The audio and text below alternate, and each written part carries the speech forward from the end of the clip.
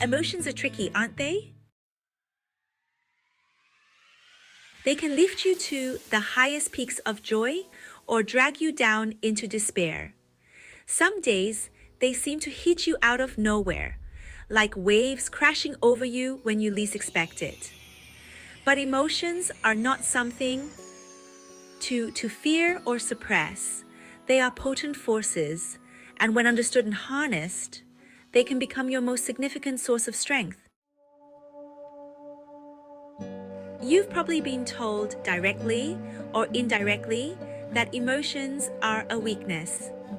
Society often values rationality over feeling and logic over intuition. You're taught to stay strong or keep it together, as though feeling deeply is something to be ashamed of. But what if emotions aren't the enemy? What if, instead of controlling you, they could guide you? The truth is, your emotions are messengers. Every feeling you experience, whether joy, anger, sadness, or fear, is trying to tell you something. When you start to view emotions as signals rather than inconveniences, you begin to see their value. They're like the dashboard of your life, lighting up to let you know what's happening beneath the surface. You might be thinking, how do I stop my emotions from overwhelming me? The answer isn't to stop them, it's to understand them. Emotional mastery doesn't mean never feeling sadness, anger, or fear. It means recognizing those emotions as temporary, fleeting, and packed with important information about what's happening inside you. The first step to mastering your emotions is simple. Pay attention to them. Most of the time, when emotions arise, your instinct might be to push them aside. You tell yourself you don't have time to deal with them, or maybe you're scared of where they'll lead. But ignoring emotions doesn't make them disappear. When you ignore them, they tend to come back stronger, demanding to be heard. Imagine you're in a stressful situation, maybe at work, with a loved one, or during a big decision. You feel that familiar rise of anxiety or frustration, and your gut reaction is to push it down and deal with it later.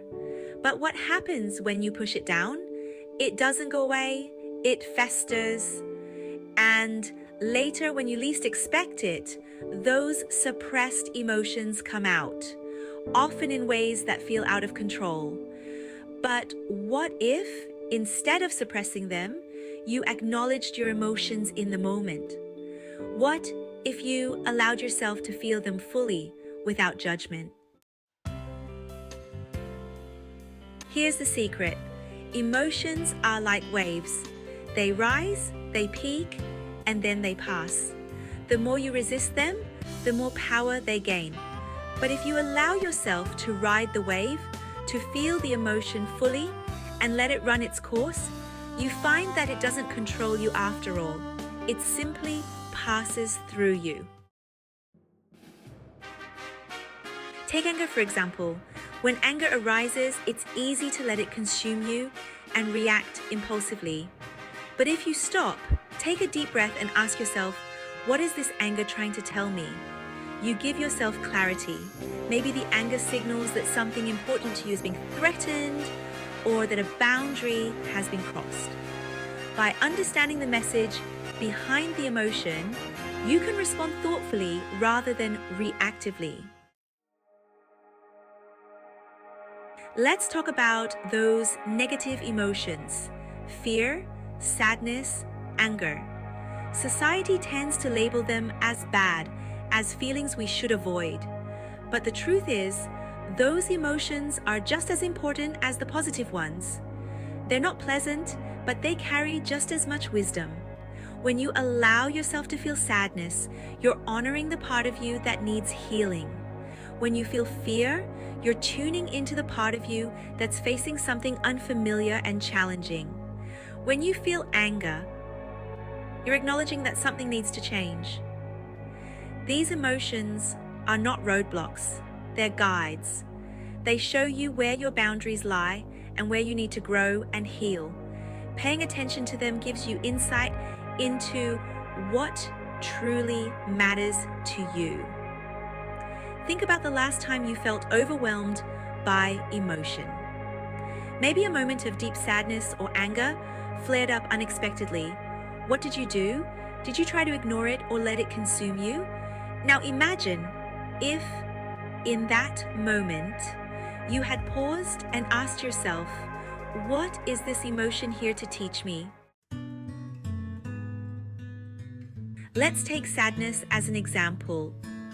It's one of those emotions we're often told to get over quickly, but sadness has its place. It's a signal that something has been lost, that something important is missing. Instead of rushing to fix sadness, what if you allowed yourself to sit with it? To feel the heaviness in your chest, to acknowledge the tears welling up, without trying to make it go away? In that space, you find the wisdom in sadness, the message it's trying to send. When you permit yourself to feel, you begin to heal. Emotional mastery is not a quick fix. It's a practice, something you develop over time. It requires patience and self-compassion, but the rewards are profound. When you learn to understand your emotions, you stop fearing them. You stop letting them control your actions, and instead, you use them as tools for growth. Here's an exercise. The next time you feel a strong emotion, whether anger, sadness, or fear, take a moment to pause. Breathe deeply and ask yourself, what is this emotion trying to tell me? Allow yourself to feel it fully, without judgment, and notice how it begins to shift. This simple act of awareness is the foundation of emotional mastery. You are not at the mercy of your emotions. They are not something to be feared or avoided. They are your guides, your teachers, and when you learn to listen to them, you unlock a deeper self-awareness and strength. Mastering your emotions is not about perfection, it's about progress. It's about becoming more in tune with yourself, more compassionate with your inner world, and more resilient to life's challenges. The next time those waves of emotion rise, don't run from them, ride them. Trust that they will pass, and they will show you something you didn't know about yourself in the process. That's the true power of emotional mastery, turning what once felt overwhelming into your most significant source of strength.